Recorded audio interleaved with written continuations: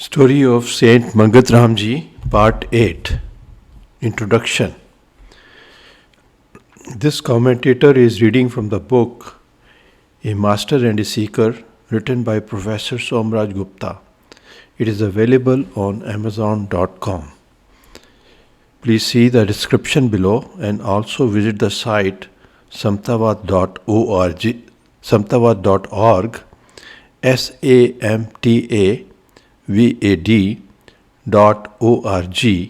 for more information. This commentator read the life story of Mangat Ramji or Maharaji first time in 1992. It completely transformed his life. Instead of constant fear and worry, he had indescribable bliss and peace. It gave meaning, direction, and purpose to his life. It gave faith to his skeptical and doubtful mind. It helped his meditation practice. As time passed, his love and devotion for Maharaji grew more and more. An English poet, Longfellow, said, "Lives of great men all remind us we can make our lives sublime and departing leave behind us footprints on the sand of time." Maharaji passed away only 70 years ago. His footprints are still fresh on sand of time. They have not been erased yet. A Master and a Seeker, page 121, third paragraph. Page 121, third paragraph. Soon there arrived the forest ranger, Iskard, along with some devout Muslims and their priest. Entering hut, they saluted the master with utmost respect and humility, including the priest. Gurudeva asked them to take their seats. "Could we be of any service to the Great One, who has only Allah as his succor and support, and no worldly possession?" said the priest. To think of oneself as different from others, to look upon them as others, is to be a non-believer. It is to deny the truth that the Lord is. All that you see and experience is the manifestation of that marvel, that being. To worship Him is to see that pure one, that transcendent one, as immanent in each and every being, in each and everything. That alone is his worship true. See him everywhere, in each and in the all. Confined is he not within the walls of a temple or a mosque. These are only places for worship. Study the scripture, immerse yourself in them, be the scripture of Vedas, the Bible, the Quran, or the holy book of the Sikhs, in order to make you pure and abider in the truth. Let a man who devotes his life to these revelations free himself from every hatred and every complaint against others. Let him refrain from these so that he may have the supreme insight into the truth that is one, that has no form.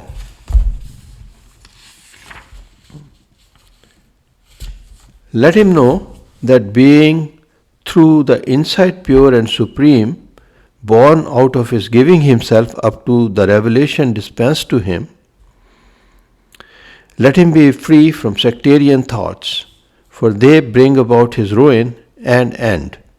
Let him free himself from these and see the infinite, that dispenser of life to every being, from man to an ant.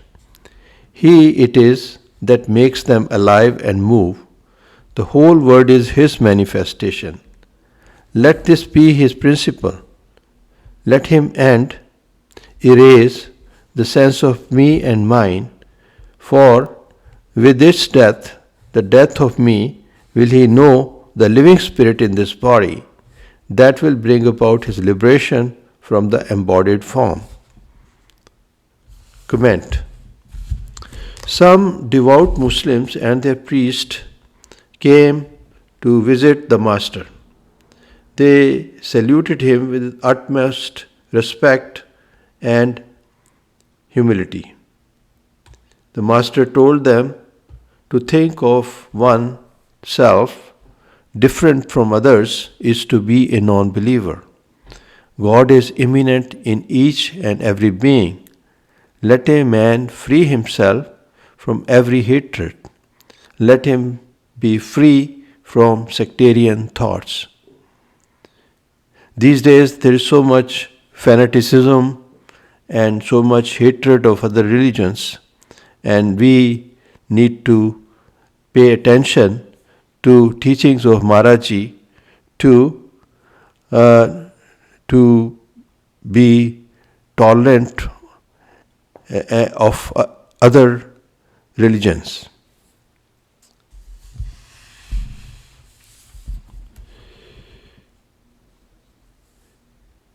Page 122.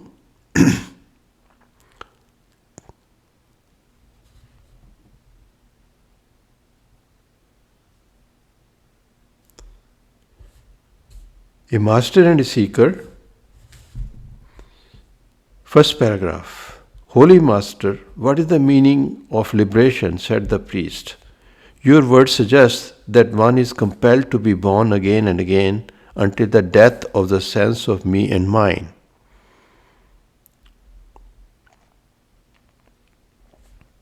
We do not know of this going and coming. As long as there is desire in the mind, as long as it continues to spring up, the malady will remain. The malady of going through happiness and sorrow, pleasure and pain, and that is possible only through a body, not without it. For about 2 hours, the priest went on discussing matters relating to bondage and liberation, fall and redemption, and other matters relating to the goal of life. After this long conversation, he said, it was nothing but the grace of God that brought us to the holy presence.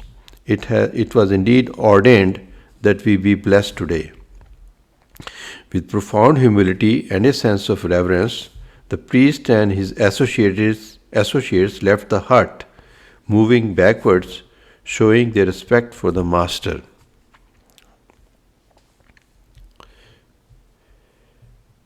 Comment. The Muslim priest discussed matters relating to spirituality for about 2 hours. After this, with profound humility and a sense of reverence, the priest and his associates left the hut. The Master had same love for everyone, whether it was Hindu, Muslim, or a Sikh. He had same love for rich and poor alike. He saw God in everyone.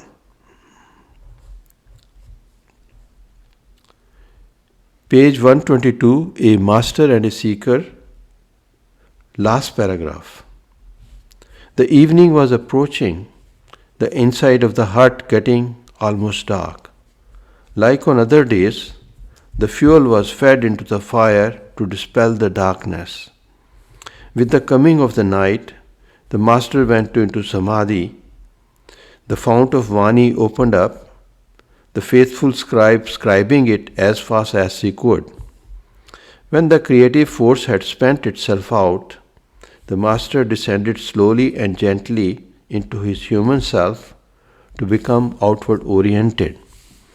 When he became fully conscious, he said, enough has been revealed here. Other matters may spring forth at some other time and other place, if the Lord wills so. It was getting very late. The night had advanced much. The noble Bhagat was feeling very tired and longed for sleep. So the Master asked him to go to bed, but before he obeyed him, he put in a request, "Let the Lord bless us with couplets in the style of Tulsidas.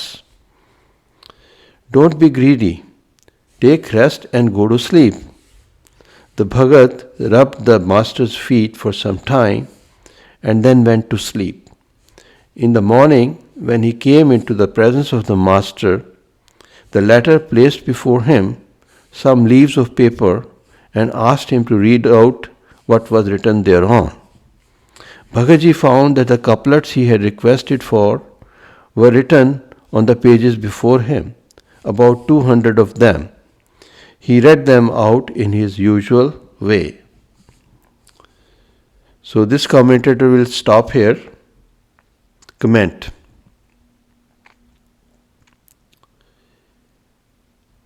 With the coming of the night, the master went into samadhi or state of final merger into God.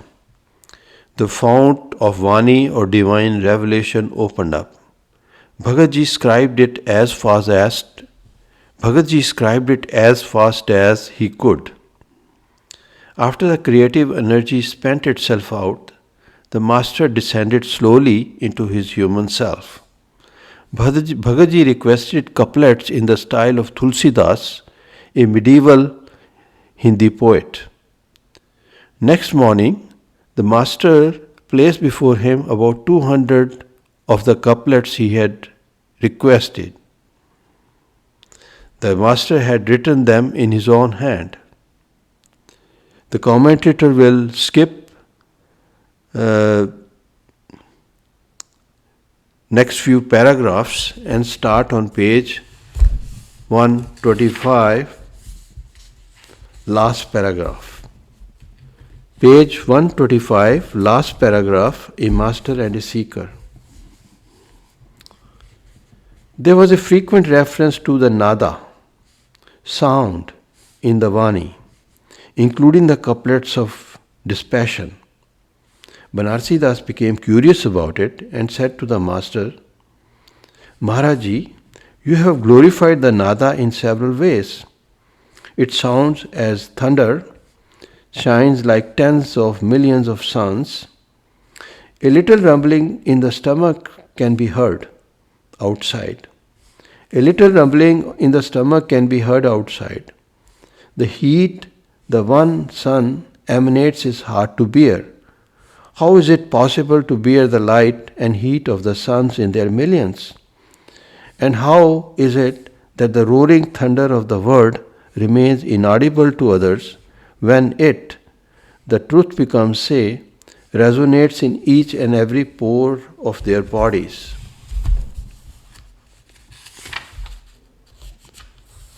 The reply was, "The word and the light thereof are beyond the reach of the mind, of the intellect, and of the sense organs.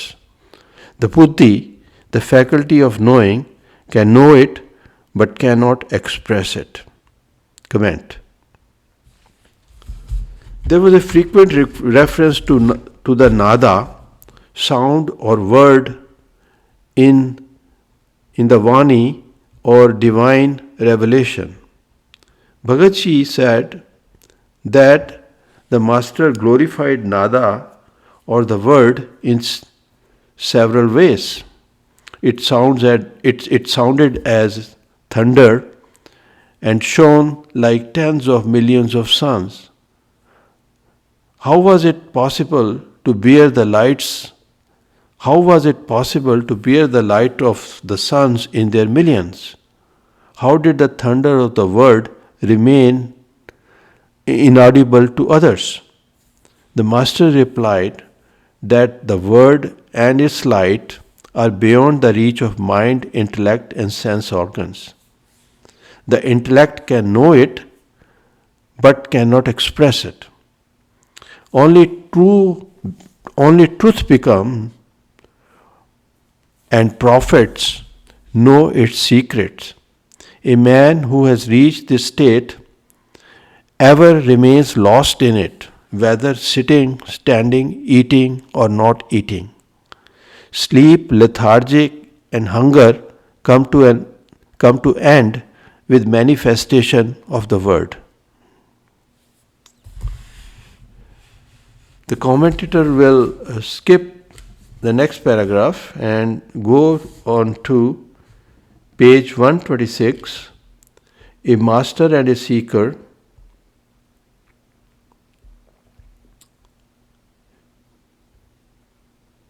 Third paragraph. A master and a seeker, page 126, third paragraph.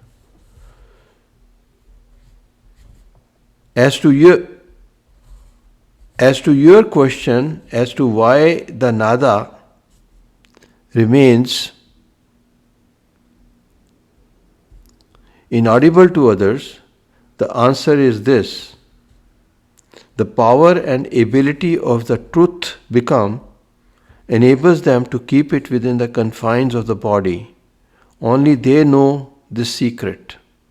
A man who has reached this state ever remains lost in it, whether sitting or standing, eating or not eating, sleep, lethargy, and hunger. The three defilements come to an end with the manifestation of the word. The truth become eat a little, merely to escape from the gaze of the people of the world, and in order to retain their normal human functions. Pretense has no room here. After telling Banarsi what was the nada, the master took his cloak off his back and asked the Bhagat to place his ear on it. What happened to him is best described in the latter's own words. With misgivings and fear, I did what I was told to do. I heard the continuous resonance of the secret mantra into which the master had initiated me. From the lower part of the back arose sweet and beautiful melodies, a symphony of them, to rise upwards. May I continue to hear them forever. That seemed to be my only wish, my only desire. For as long as my ear remained in touch with the back, my mind became still, bereft absolutely of every thought. But a moment later, Shri Maharaji pulled me apart. But now certain I was, absolutely certain, that what the Vani revealed was the truth. There remained no room for any doubt on that account.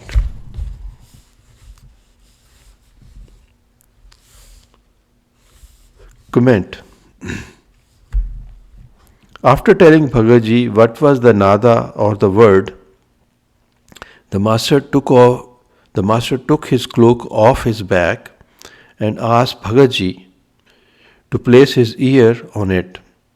With fear, Bhagaji did what he was told to do. He heard continuous resonance of the secret mantra into which the master had initiated him. From the lower part of the back arose sweet and beautiful melodies, a symphony of them to rise upwards. He wanted to hear them forever. His mind became still, bereft absolutely of every thought. But a moment later, Maharaji pulled him apart. He was then absolutely certain that what the Vani or the divine revelation revealed was the truth. There remained no room for any doubt. The commentator will skip the next paragraph and read bottom paragraph of page 127. Page 127, a master and a seeker, last paragraph. Earn this on your own, by your own effort. As long as you do not attain to this state through a sustained meditation of what has been revealed to you, you cannot come to abide in it. You have to go after it actively, seek it and strive for it. It will not come to you, will not be gifted out to you. You may get a glimpse of this state for a minute or two through the grace of your teacher, but from where will you get the ability to guard and absorb it? So, earn this treasure, guard it well, and reap the real joy of the life vouchsafed to you. Be an example unto others, but thick and tight is the net that avidya maya has woven for man. hard is it for him to disengage himself from what he sees and experiences. So ever keep in mind that what you see and experience will not stay, nor will stay this body of yours. Orient your buddhi onward, orient your buddhi inwards through the dispassion that this thought of the transience of all that you are, and behold, will give rise to and augment this inward orientation by a sustained meditation.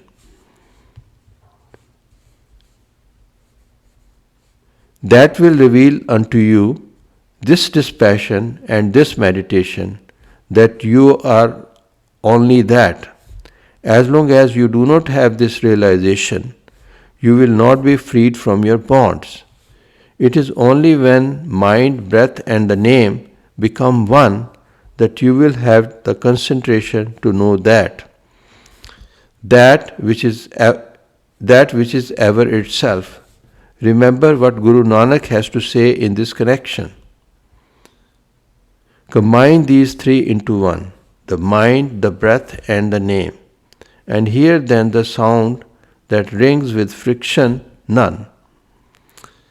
With these three absorbed in it, you will not remain to see either day or night. All shall have been lost in shunya of samadhi.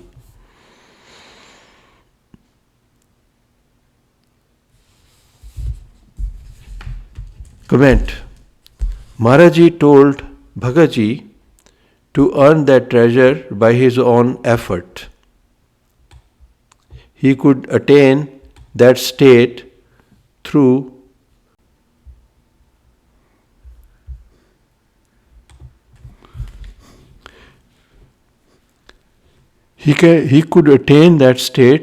sustained meditation.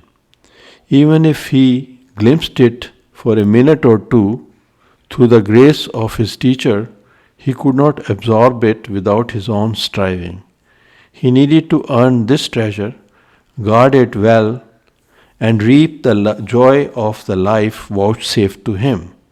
It is only when the mind, breath, and name became one that he would have concentration to know God. We need to earn this wealth and guard it. God has vouchsafed this human life to us.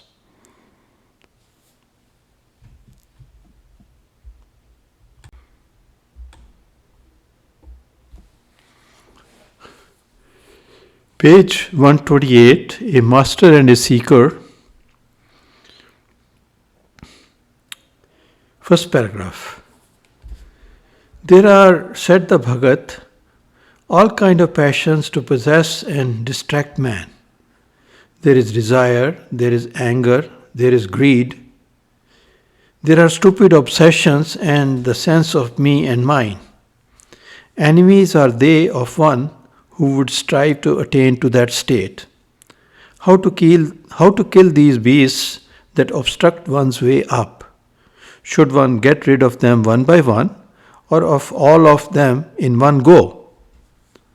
Resist, said Gurudeva, these thoughts. Only look at all that happens before you, all the coming and the going that constitute what they call the word. Look at all these as occurring under the will and command of the Lord. Let this alone be your thought. Thou alone art, only thou. Thou art the doer, and thou art the undoer. Thou art the doer, and thou art the undoer. Only your will is done, only yours. Suffused with this thought, lead your mind from here to there, from its orientation towards the word, towards that which is ever itself. You will reach that through meditation taught to you, through a sustained concentration and effort in that direction. Comment. Bhagaji said, that passions like sensuousness, anger, greed, infatuation, and sense of me and mine distract man. How could one kill these beasts that obstruct way to God? The master told him to look at everything occurring under the will of the Lord. He is the doer and the undoer. Lead one's mind from the word to God.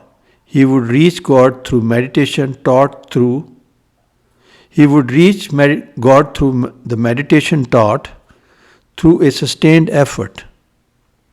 The commentator will skip next few pages and start in the middle of second paragraph, page 133.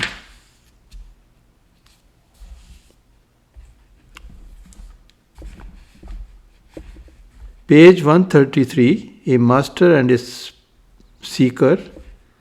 The commentator is reading from the middle of the second paragraph.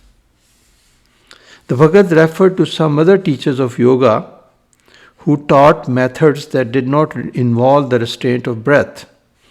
It is unnecessary to refer to those methods, but the reply that he received is instructive.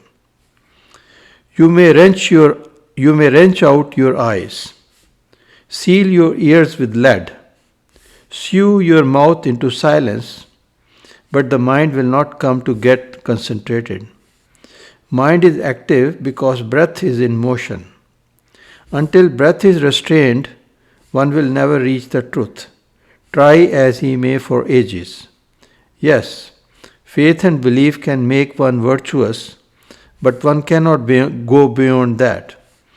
Ever since the discipline of yoga was revealed, the great ones attained the truth by equalizing incoming and outgoing breath through the name. This is true of the East as well as the West, of the Hindu seers or the Muslim renunciates. There is only one yoga path to reach the goal of the truth. Those who are ignorant of it continue enunciating useless theories. Fortunate are you that you can perceive the flow of Vani with your own eyes and have the privilege of noting it down. But meditate, for as long as the nada does not sound within you, you will not know what contemplation is. And as long as contemplation is not done, the state of samadhi will indeed be far, far beyond your reach. Continuing in the same strain, he recited a verse of Guru Nanak Deva, Impatient be you not, Shah Sharaf, for not without many a pounding will the paddy turn into rice. A disciple was this Shah Sharaf, explained he, of Guru Nanak, impatient like you to reach the goal. Nanak told him that he would be pounded as paddy is pounded into grains of rice. He too would have to give up much, suffer much, and undergo much. All interests would he have to renounce, all desires would he have to give up. Completely bereft of these he would have to be. But he did not have dispassion enough to bear even one stroke of misfortune. So let him move on step by step. Let him not take a jump. Let him be patient. As for this, he continued, there remains no more accounts to settle. All ledgers have been closed and thrown into the waters deep. Comment. Bhagatji referred to some other teachers of yoga who taught methods that did not involve restraint of breath. Maharaji replied that he might wrench his eyes, seal his ears with lead, and sew his mouth into silence, but his mind would not become still. His mind was active because breath was in motion. Until breath was restrained, he would never reach the truth. That was true of the East as well as of the West. There was only one yoga path to reach the goal of the truth. Ignorant persons enunciated useless theories. He told Bhagatji to both serve and meditate, for as long as the nada or the word does not sound within him, he would not know contemplation. And as long as contemplation was not done, the state of samadhi or state of final merger into God was far beyond his reach. He told Bhagatji not to become impatient to reach his goal. He would be pounded as paddy is pounded into grains of rice.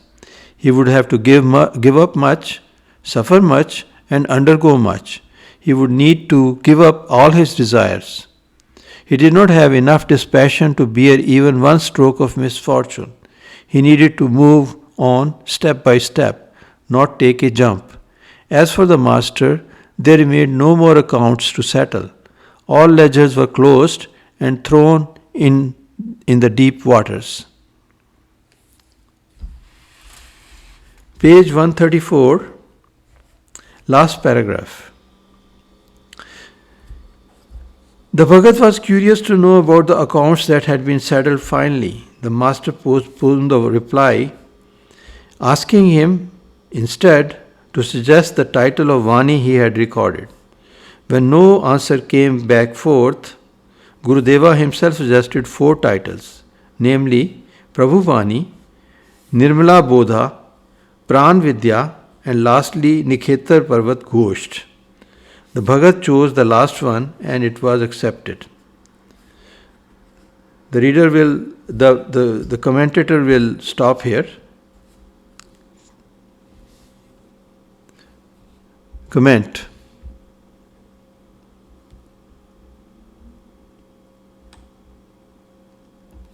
Bhagatji was curious to know what accounts were settled finally. The master postponed the reply, asking him instead to suggest the title of the Vani or divine revelation he had recorded. The commentator will skip next few pages and go to page 140, last paragraph. Page 140, last paragraph. The time of tapas was drawing near its end, and the master asked the Bhagat that he should inform Ramditta accordingly. The following morning, the Bhagat went down to the camp to prepare tea for the master and deliver his message to Paramanand, Ramditta's son. But he found to his shock that the young man had gone out to distribute mutton among the labourers. His meal too had not been cooked. So he made 2 loaves of bread and took them with tea and left the place with the tea for Gurudeva. That very moment, Paramanand came back and beseeched him not to tell the master about the meat. Banarsi went back, served the tea to the master, cleansed the utensils and sat down to read out the Vani he had recorded the preceding night. All this he was doing in glum silence, invoking an inquiry from Gurudeva. Why this silence and glumness? Did you have quarrel with someone? The Bhagat narrated all that had happened. The narration hurt the master deep.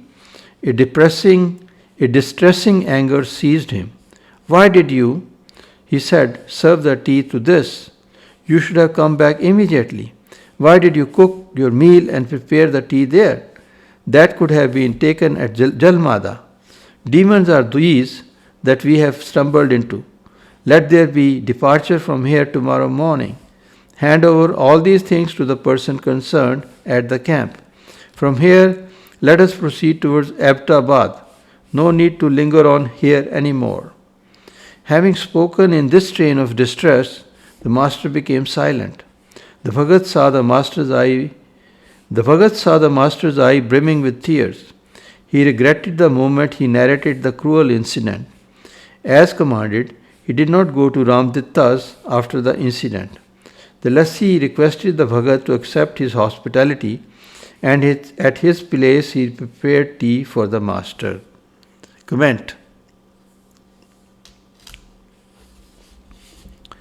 One day Bhagatji went to the camp to prepare tea for the master, but he was shocked to find that the devotee, Ramditta's son, had gone out to distribute mutton among the labourers. He narrated this incident to the master. It hurt the master deep because he did not accept food from the hosts who ate meat. The master decided to depart from that place the very next day. Bhagatji saw that the master's eyes were brimming with tears.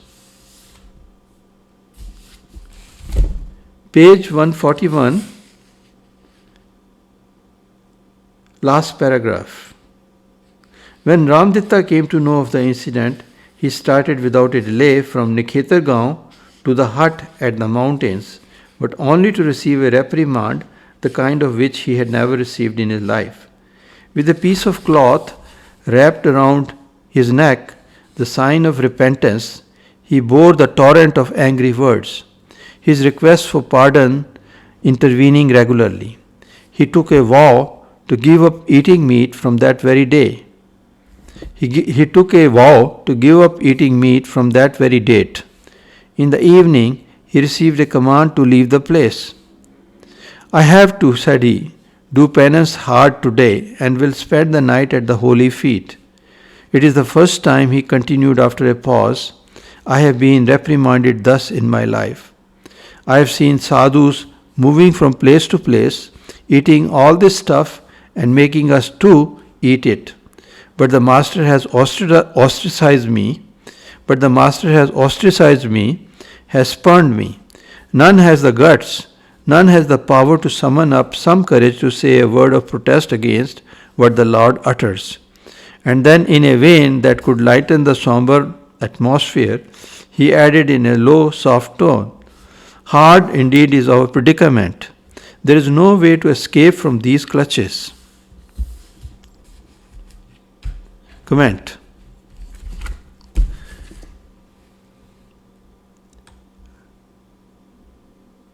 When the devotee Ramditta came to know of the incident, he went to the master's hut without a delay. But he received a reprimand, the kind of which he never received in his life. Ramditta bore the torrent of angry words and requested for pardon repeatedly. He vowed to give up eating meat from that very date.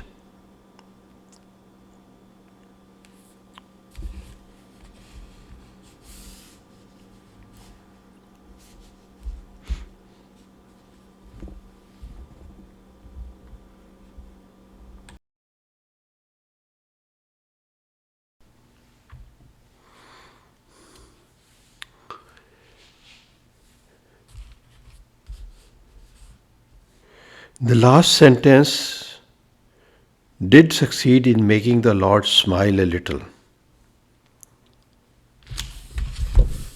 A master and a seeker, page 142, first paragraph. The last sentence did succeed in making the Lord smile a little. Said he, free are you set from these clutches. Those teachers that are little better than thieves ask you to eat what demons eat, but you deserve only the likes of them. What would you have said if a teacher of that kind had given you a piece of his mind the way it was given today? Maharaji, we are Kshatriyas. To the class of warriors do we belong. A little anger is an affront for us. A word like those of the Lord would have meant his expulsion from my home. He would have never been warned never to show his face again, respect though we every saint and every seer. Why don't you do the same here? With his ears in fingers he said, Oh my God, forgive, forgiver. In the name of my ancestors, all I seek thy forgiveness. Over a year have I seen the Lord, his ways, his style of life. Death I see incarnate in thee. To hell will I repair if but a word of anger escapes these holy lips. Today I have come to seek refuge in these feet, to make a humble request to the Lord to initiate me into the secret way. Earlier, my mind was not yet ready for this, but today it says that the Lord alone is my stay and my refuge. What does your mind bid you to do? Tomorrow will this servant say what it tells me to do. Comment.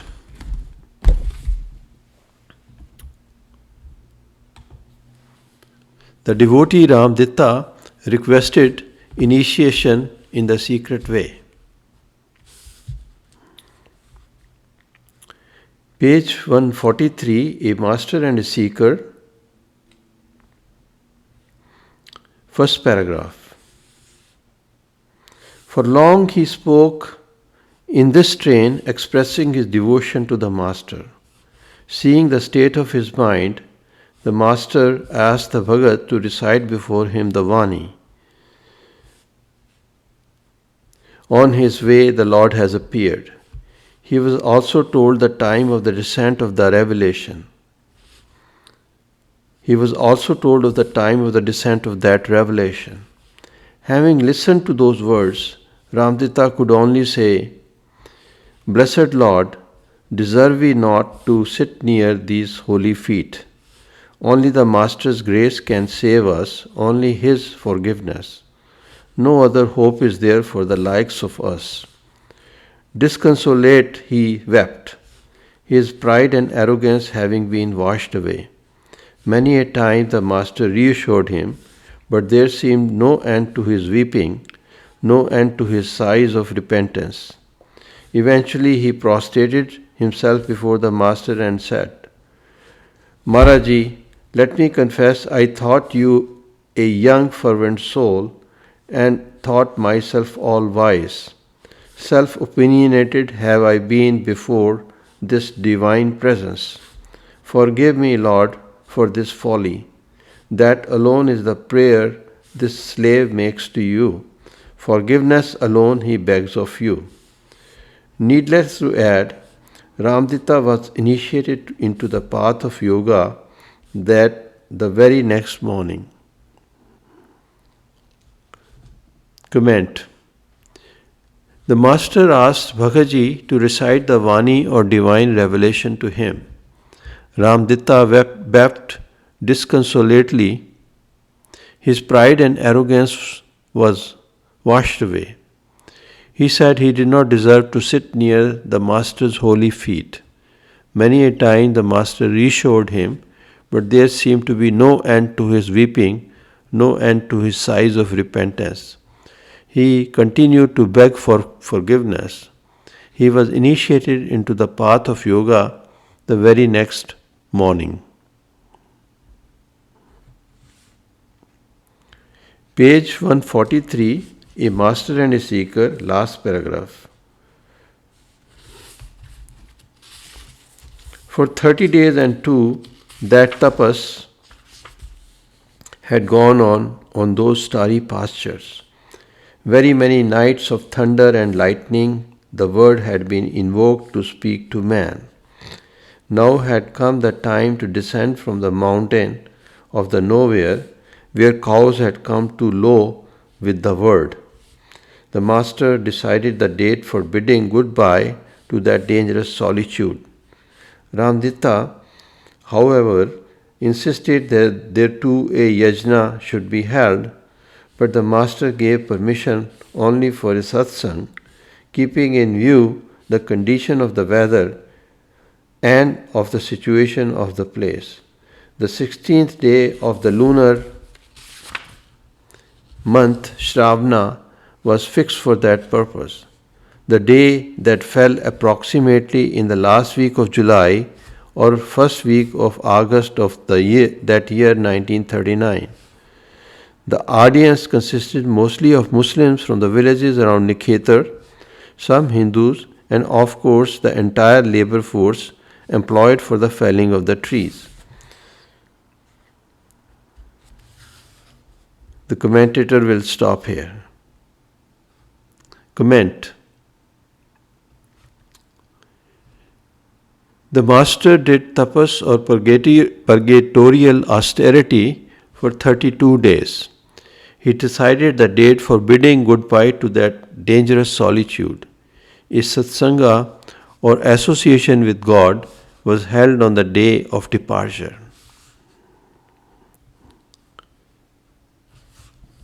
The commentator will skip the next paragraph and go to last paragraph of page 144, a master and a seeker. A master and a seeker, last paragraph, page 144.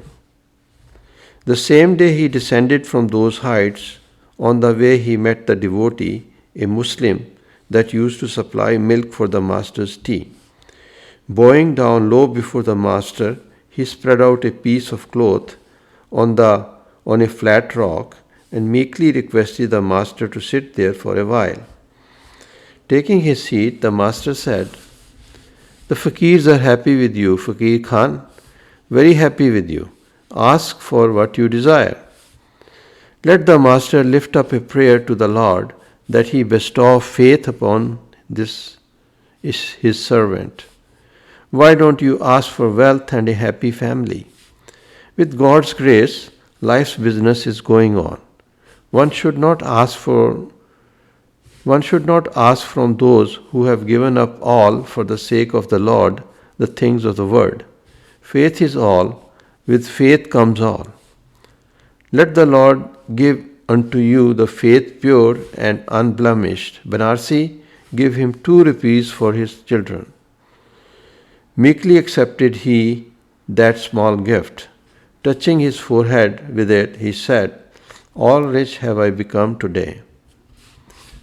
Comment.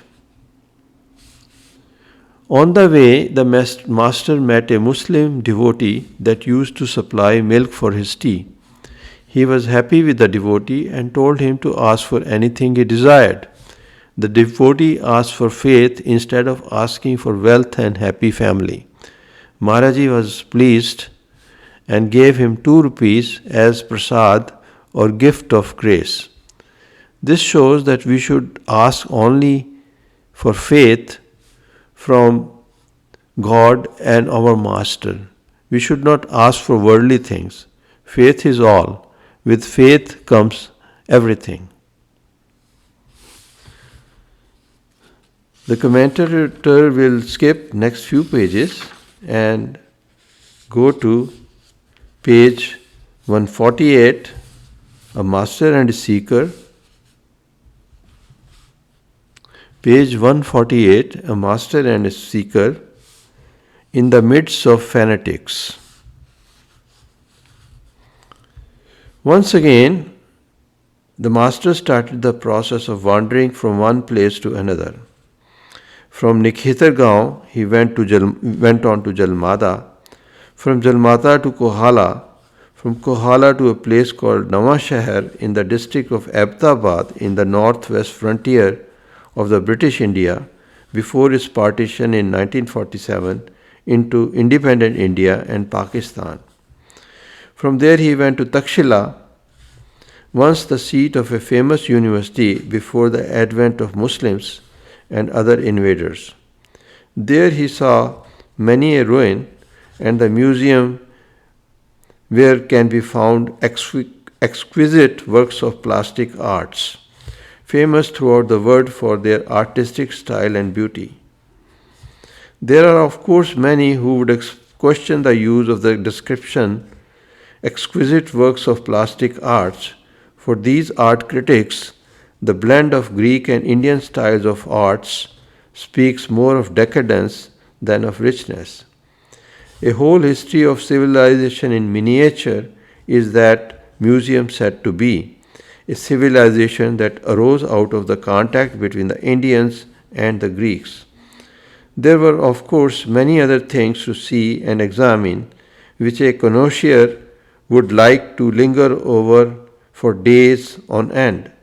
For the height and decline of a phase of Indian civilization, the phase that emerged during the period when Buddhism had reached enough of its height to turn into a potentially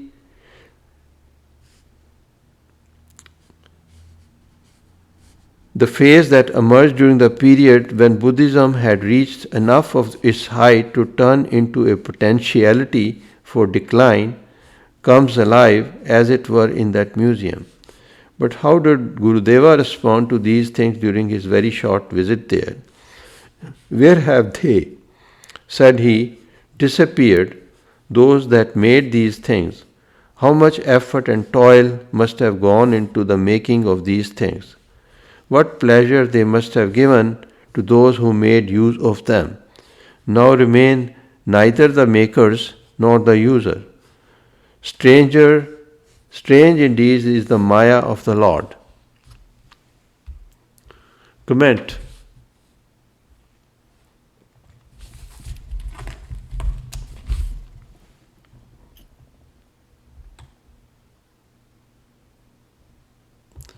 One time the master went to Takshila, once the seat of a famous university before the advent of Muslim invaders. There he saw a museum with exquisite work of plastic arts famous throughout the world. He said that the makers of those things disappeared, neither the makers nor the users remained. Strange indeed was the Maya or illusion of the Lord.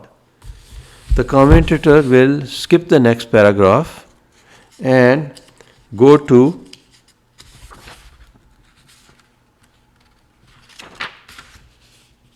page 151, first paragraph. Page 151, a master and a seeker, first paragraph. Coming out of the museum, the master saw a peon doing the duty of a guard at the gate. How much, he asked, do you get as pay? With the Lord's grace, 22 rupees a month. How do you manage things with this amount? The Lord Supreme is the sustainer, said the man with hands raised in thankfulness. A smile appeared on the master's face and he asked the Bhagat to give the man 2 rupees. Comment.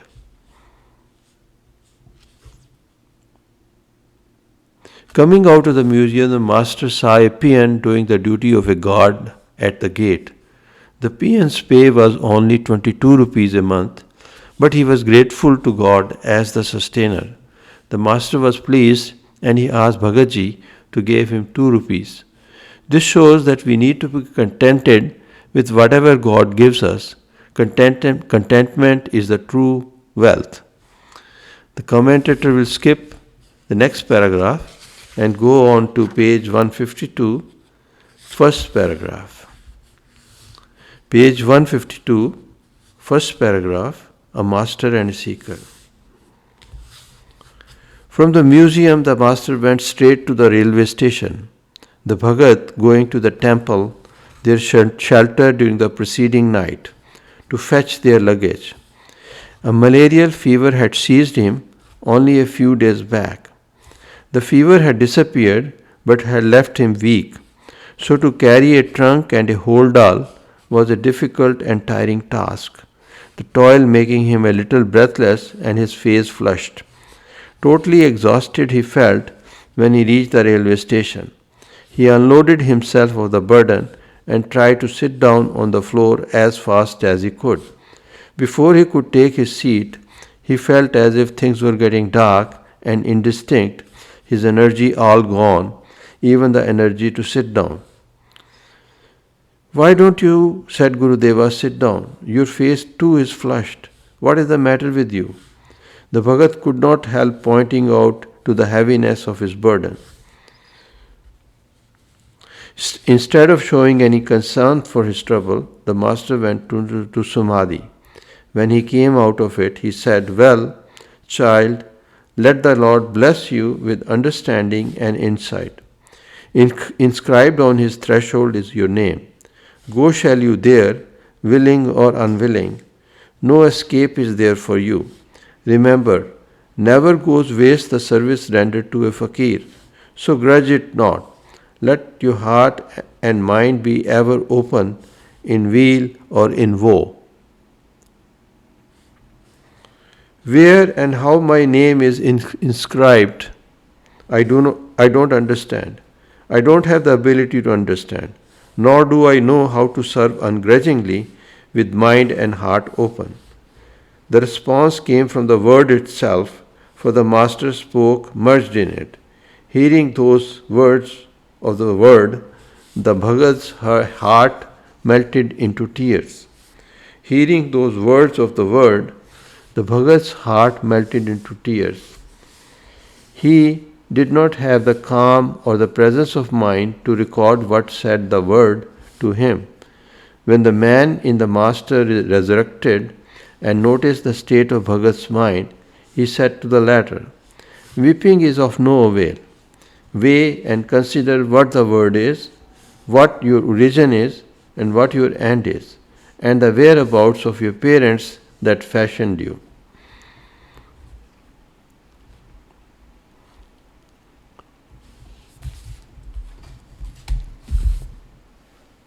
Comment.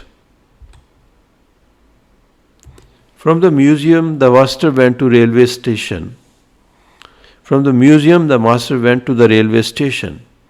Bhagatji carried the luggage. He was exhausted. Seeing his state, Maharaji went into samadhi or state of final merger into God. When he came out of it, he said that Bhagatji's name was inscribed on God's threshold.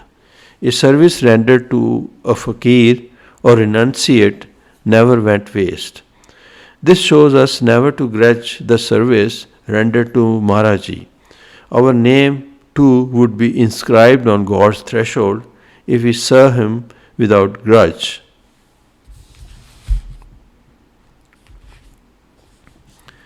Page 153, first paragraph. In the meantime, the train arrived and they boarded a compartment. Like the railway travel, said the master, is the journey to the real. Take care of the name as you take care of the ticket here. Smooth will be your way then. Comment. Our journey in the world is like the railway travel. Just as we take care of the ticket, we need to take care of the name of God. Our way would be smooth then. Page 153, a master and a seeker, second paragraph. In about 20 minutes, the train arrived at Panja Sahib, a place of pilgrimage for the Sikhs. Devotees without a number came from far and wide to get a dip in the holy waters of the pool there.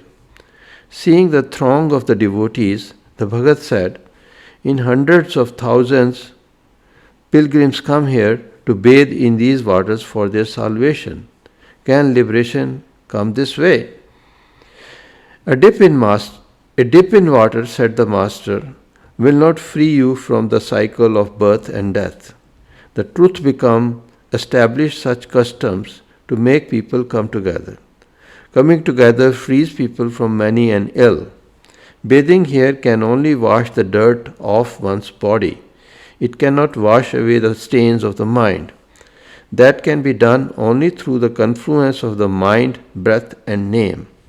The places, the dwelling of the seers of the truth often become holy places for people of the world, and they make it a point to visit them for one purpose or another. That is their way. This place has a long history. In times ancient, it was the seat of the sage Panini. Young scholars came here to learn grammar from far and wide. As many as 10,000 students did their studies at a time. This pool was there at that time too. Thereafter, the Buddhists settled here. In their time, the great university of Takshila was established. What they now call the city of Peshawar was the seat of the sage Parshuram. Jamrod once had the ashrama of the seer Jamdagni. With the change of the times, places too change. New shapes they acquire and new appearances.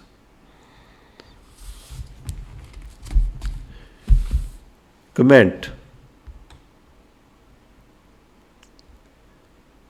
They arrived at Panja Sahib, a place of pilgrimage for the Sikhs. Countless devotees came there from far and wide to get a dip in the holy water of the pool there. The Master said that salvation is not attained by a dip in water. The prophets and truth become established such customs to make people come together. Bathing there could only wash dirt off one's body. Bathing there could only wash dirt off one's body. It could not wash away the stains of the mind. That could be done only through meditation and prayer. Many Hindus believe that a dip in the river Ganges leads to their salvation and freedom from the cycle of birth and death. We are grateful to the Master for removing our superstitions and bad customs and rituals.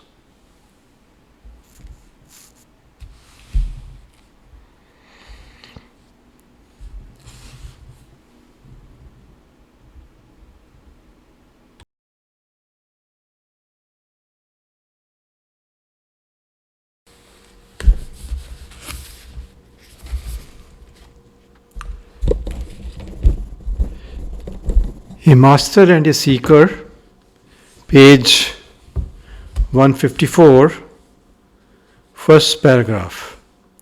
Here occurred a dialogue between Guru Nanak and the grand old sage Wali Kandhari, between the one who had become one with the truth itself and the other that had at his command varied kind of supernatural powers.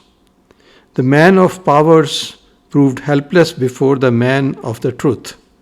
From the clutch of the latter, he had no escape. Nanak became his refuge and master, and he the Guru's humble follower. The shape of the clutching hand was inscribed here during the days of the king Ranjit Singh. On the way to the battles, he chanced to stay here twice. The landscape appealed to him, and he knew its history too. Under his orders, stones were laid along the margins of the pool. This was his way of reviving Hinduism. The powerful do leave their marks behind. As to the story that Wali Kandhari hurled a stone from Kandhar, which Nanak took in his hand, undoing the supernatural force, this story is a mere fiction. The faithful often weave such myths, but these can do no good to the people. Good comes about only when the teachings of their masters are followed faithfully, not through mere ritualistic gestures. This is how the world changes. Times will come when even this, its shape, will also disappear. Things never stay to remain themselves. Change is inherent in them. Only the formless self is ever itself. Only that and nothing else. Comment.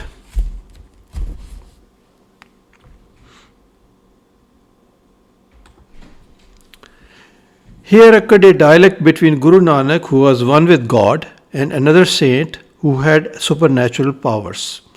The man of power proved helpless before the man who was one with God. From the clutch of the latter, he had no escape. He became a humble follower of Guru Nanak. We, the devotees of Maharaji, also have no escape from his clutch. We need to follow his teaching faithfully and not merely perform ritualistic gestures. Page 154, A Master and a Seeker, last paragraph. After this conversation, the two went back to the orchard where they had spent the night. The Master asked the Bhagat to have his meal at a dhaba, a pre-modern version of a modern restaurant, a shop-like establishment, small and plain, where food is cooked and served. It was a long time when the latter returned. The reason? Most shops served meat. It took him long to find a vegetarian dhaba. The conversation, however, had a different diction. Banarsi said that most shops served Mahaprasad, the great gift of grace from a holy man or seer. When asked to explain the meaning of the term, he said the people there termed mutton as Mahaprasad.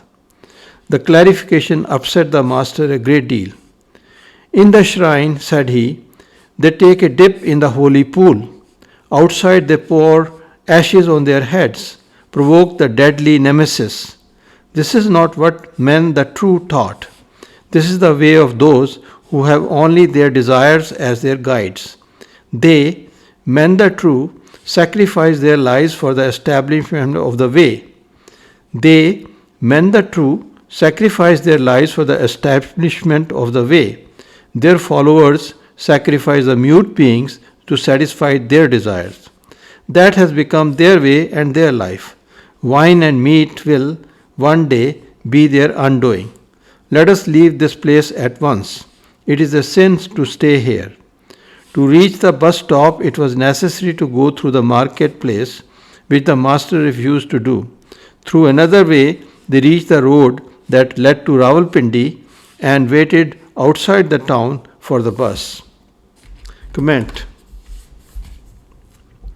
In this place of pilgrimage, Bhagatji had great difficulty in finding a vegetarian restaurant. Most places were served meat and called it Mahaprasad or holy gift of grace. This upset the master a great deal and he decided to leave this place at once. In Bible, we read that Jesus was very upset with how business was being done in a Jewish synagogue. He said that sinful people have turned a holy place into a den of thieves. He overturned their tables and freed the birds which were being sold for sacrifice. Many persons get upset by hypocrisy and commercial activity at places of pilgrimage in India. Many temples and mosques increase fanaticism and intolerance of other religions. This concludes part 8 of story of Saint Mangat Ramji. It will be continued in part 9.